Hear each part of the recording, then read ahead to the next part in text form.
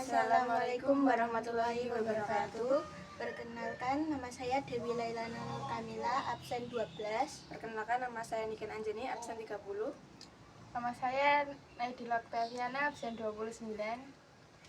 Di sini saya akan menceritakan sedikit tentang proses proklamasi Indonesia. Secara singkat, proklamasi kemerdekaan Indonesia diawali dengan peristiwa dijatuhkannya bom atom di kota Hiroshima pada tanggal 6 Agustus 1945 dan di kota Nagasaki pada 9 Agustus 1945 oleh tentara Amerika. Hal ini menyebabkan Jepang menyerah tanpa syarat pada sekutu, sehingga kesempatan ini dimanfaatkan oleh para pejuang kemerdekaan untuk memproklamasikan kemerdekaannya. Dalam pelaksanaannya ada perbedaan pendapat antara golongan tua dan golongan muda.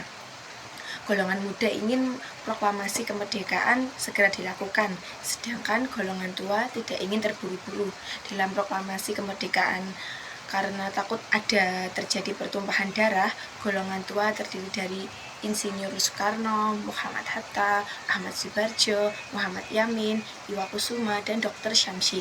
Golongan muda yang berjuang untuk kemerdekaan Indonesia diantaranya adalah Soekarni, Wigana, Adam Malik, Khairul Salih, Darwis, dan Yusuf Kunto.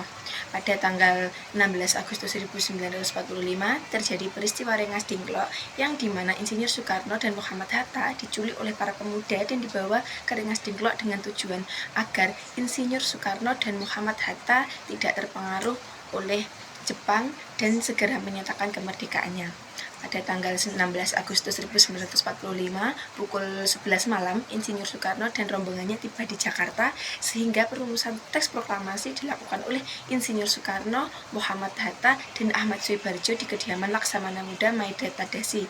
Rumusan teks proklamasi diketik oleh Sayuti Melik dan ditandatangani oleh Insinyur Soekarno dan Muhammad Hatta.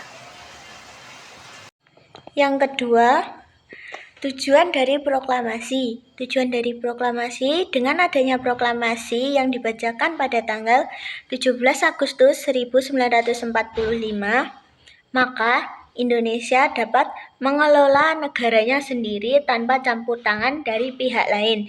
Selain itu, proklamasi juga berguna untuk mendapatkan pengakuan dari dunia internasional atau secara de jure. Dan yang terakhir ada dampak atau pengaruh. Yang pertama, membangun landasan untuk pembangunan dan kemajuan bangsa Indonesia. Kedua, menyatukan berbagai suku, agama, dan budaya di Indonesia menjadi satu. Bangsa yang memiliki identitas nasional